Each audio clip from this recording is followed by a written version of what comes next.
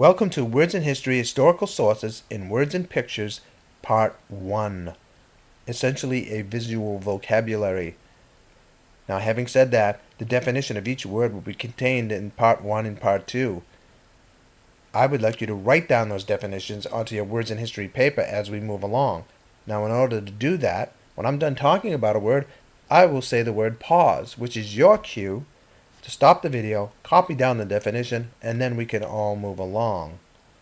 At the end of Part 2, we will try to apply some of these words to a historical topic, namely President Abraham Lincoln. Let's go! Word 1, prehistory. It's basically all history before the development of writing. Now, there are two words in this definition that kind of define prehistory for me, and that is before writing. And we have some examples up here of prehistory sources.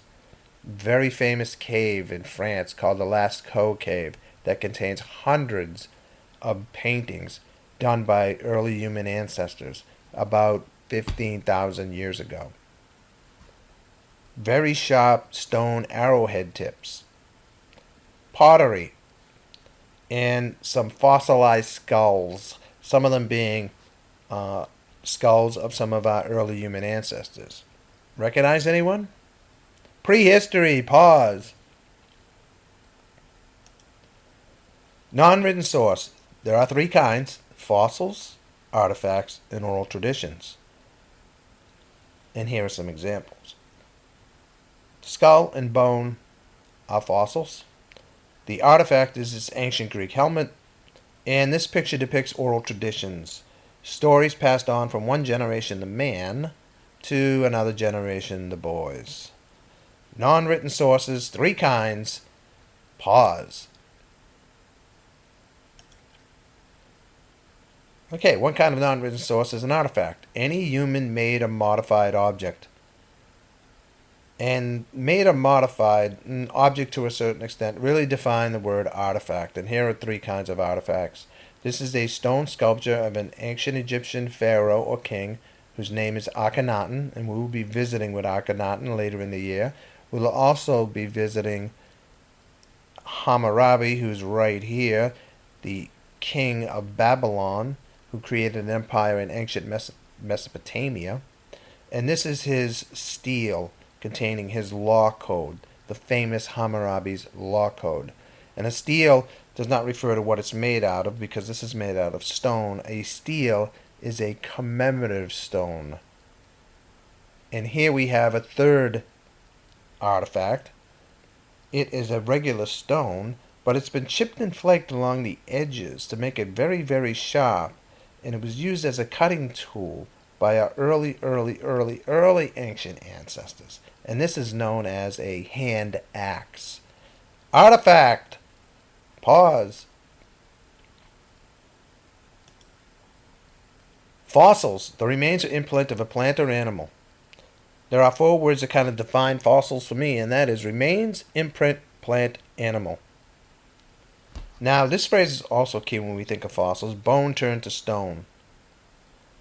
Here are some fossils over here, and these are not bone but stone. It's a long process that takes millions of years, but essentially what happens is bones are buried, and a chemical process changes them into stone. So although they're stone and not bone, they are exact replicas of the bones that were originally buried. Amazing. This is an imprint of a crayfish, also a fossil. Fossils. Pause. Oral traditions, legends, myths, beliefs that a culture passes from generation to generation by word of mouth. And here's the picture again depicting that passing from generation to generation. Okay, word of mouth. This Center for Studies in Oral Tradition actually records oral traditions, either through video or audio. And although they're recorded, it is still considered an oral tradition. So, oral traditions. Pause. Okay, did everybody just feel that? The significance that just happened? Something amazing just happened. Did you feel it?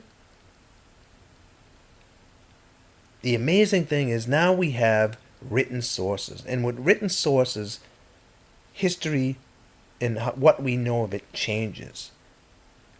Written sources, any written language in any format. And here are some formats listed down here. With written language, we are able to know so much more about ancient history. So, this is the ancient Rosetta Stone, an artifact from ancient Egypt that basically was the key to decoding hieroglyphs, the writing of the ancient Egyptians. And this is the hieroglyphs are up here. And basically it was a picture writing, kind of like Pictionary. You wrote drawing pictures. This is also picture writing on this artifact right here. And this is from ancient Sumer in Mesopotamia. And this is called cuneiform. What they would do is they take a wet clay tablet, they would make these impressions or pictures in the tablet, they would put it out in the sun to harden and dry, and voila, you have an artifact with a written language on it. Lastly, more to our way of thinking and writing, here is some writing on paper made from a plant called the papyrus plant, which grows along the Nile River.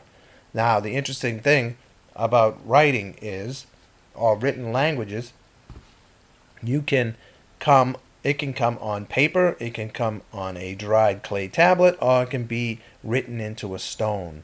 Written source, history changes with the advent of written language. Pause.